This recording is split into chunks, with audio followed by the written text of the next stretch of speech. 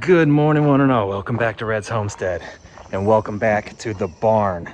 We're still working on the electrical, finishing up hopefully today with most of the lighting and electrical, and I'm hoping I can convince my 16-year-old to help me bury this. Let me show you what we've gotten done so far. So far, I've got a wire connected right there into a box in the ground. Right now, the cable's just laying on the ground, kind of where it's going to be buried, and then it turns and goes down underneath here, underneath the barn. Then comes underneath this back wall of the barn and all the way down here, underneath here to the panel on the other side of this wall. What I had to do, and part of today's project, I have to put a box down there because I'm splicing a bunch of cables together, and these are pretty big cables. I bought a small box. I underestimated the size of what I was gonna need, so I got a new box this morning. I also finished wiring up the sub panel. Everything got tested, works great. It's ready to be all sealed and buried. Hopefully, while my kid is working on digging a trench to bury this wire, I'm gonna start setting up all the lighting electrical in here. So the first step is going to be sealing everything inside of this junction box under the ground. I've got everything wired already. The shrink wrap is already sitting on top of it. I don't have a proper heat gun. So I have a butane torch, which might be too much, and I have a blow dryer, which might be too little.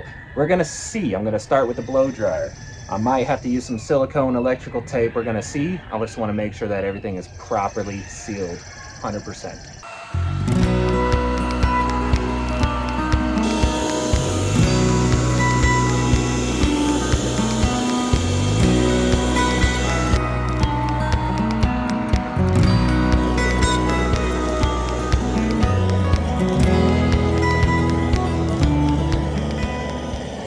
And while that cools down out there, I'm gonna get everything disconnected from this. I realized it's just too small of a box, so I upgraded in size.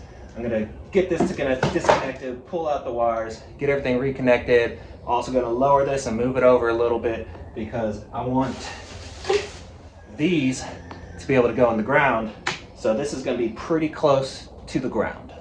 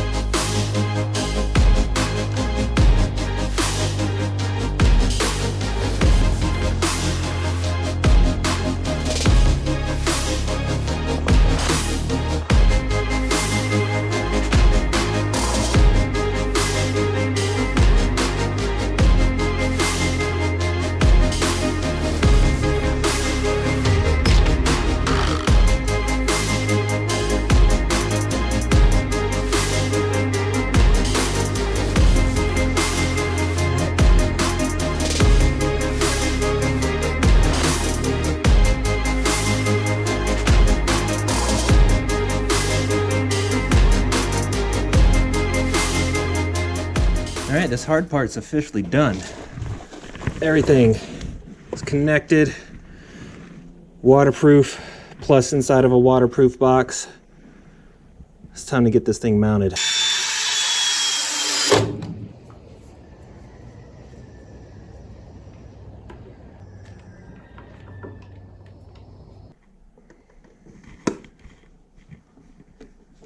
So this is where things start actually look like it's doing something. We're gonna start putting lighting in this barn. It's pretty simple. It's just labor intensive of running wire all through the ceiling. Just installing a single light switch that'll connect up everything together.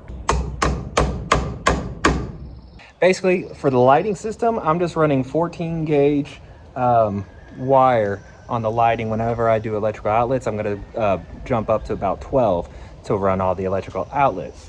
I'm running off of a 20 amp, could go down to a 14, but I bought the wrong 14 or a 15 amp, but I bought the wrong one for my panel, so I'm gonna have to exchange that out for the right one. I bought a 20 amp for the future, so I'm just gonna go ahead and use that one for now.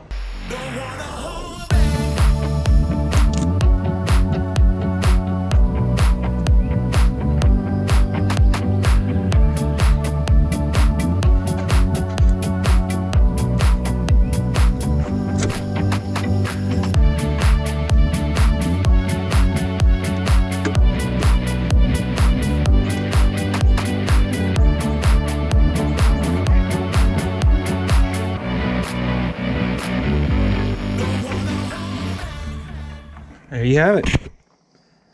Hot wire ran, neutral wire connected to the bus bar with the ground. Now we're gonna run that to the switch. Doing light switch is pretty self-explanatory, not a whole lot to it. So you got 3 wires coming from your sub panel. You got your hot wire, your neutral wire, and you got a ground wire. On your single pole light switch, you're gonna have 2 screws right here, and this screw that's a different color right here. It's gonna be green usually. That's your ground. So you're gonna connect up your ground to this green screw right here, and you're gonna connect a hot wire coming in to this one right here. And then what's going out to your light bulbs and your light fixtures, you're gonna have your other hot wire. Now, the neutral wire, you're just connecting those two together. You're not connecting it to this device. You're connecting it together and continuing on to the fixtures. So let's go ahead and get this wired up. Basically, all I did is drill a hole in the plywood and ran it behind there so that I could run along the side wall.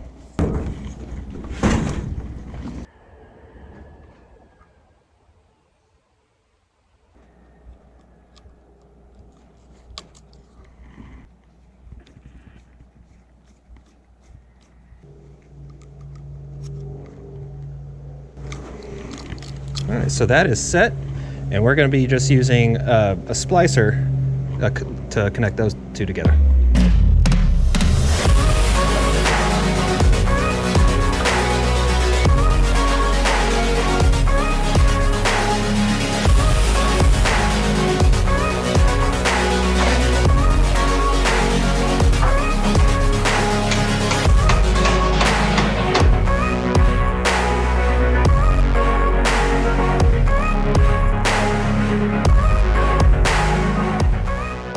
Now coming to the light switch, we got 2 screws on each side. One's hot, one's cold, one's neutral.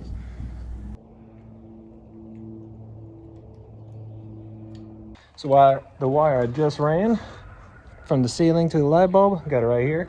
We're going to now connect it up to this switch. And we're left over with our 2 neutral wires. Those are just simply going to go in a wiring nut. Make sure you get the right size. They have minimums and maximums of what can go in there to ensure that it's properly seated.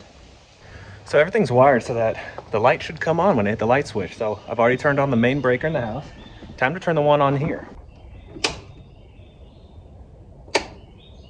So that's the main breaker to the barn and to the workshop. I'm gonna check both, make sure after I did all this wiring, everything is still running like it did yesterday.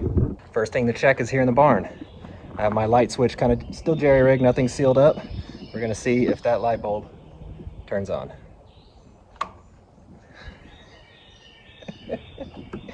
I love it when things go like they're supposed to. And it's made my way back here into the workshop.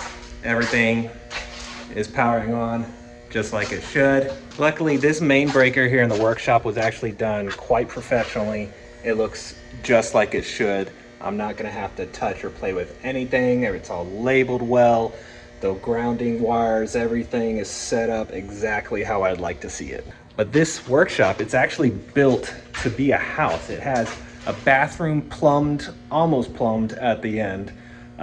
Electrical circuits are going. It's got 220 hookups.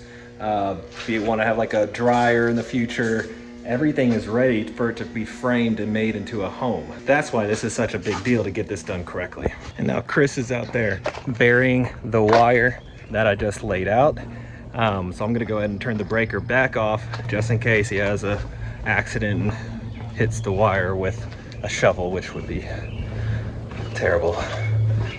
And now that I know everything is functioning just like it should, I'm going ahead and installing a waterproof cover on top of my light switch. I am under the barn, but I don't want any chances of having water come in here. I'm also going to put a little silicone where these are entering.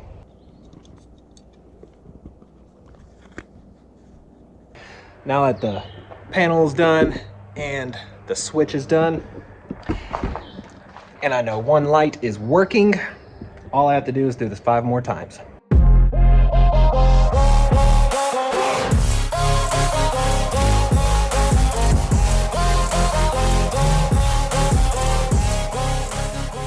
Well, it took me a couple hours. It's almost dinner time right now, but check this out. I have the waterproof light switch right here.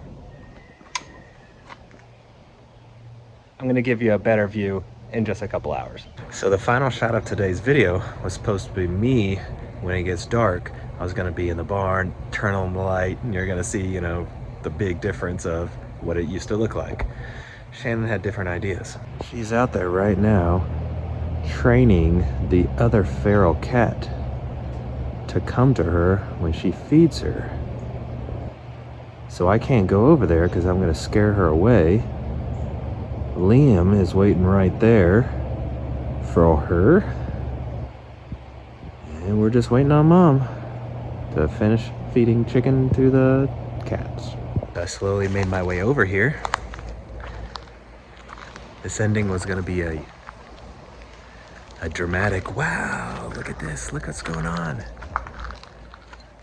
Now we're gonna try to do it quietly. I wonder what he's gotta do if I turn on the light. I'll leave it off. I'll leave it off. All right, so Shannon's finally done with her cats, and it's considerably darker now, so hey, maybe it'll be even more revealing. Here we go. Dark barn, light barn. Look at that. Look at that. That's what I'm talking about.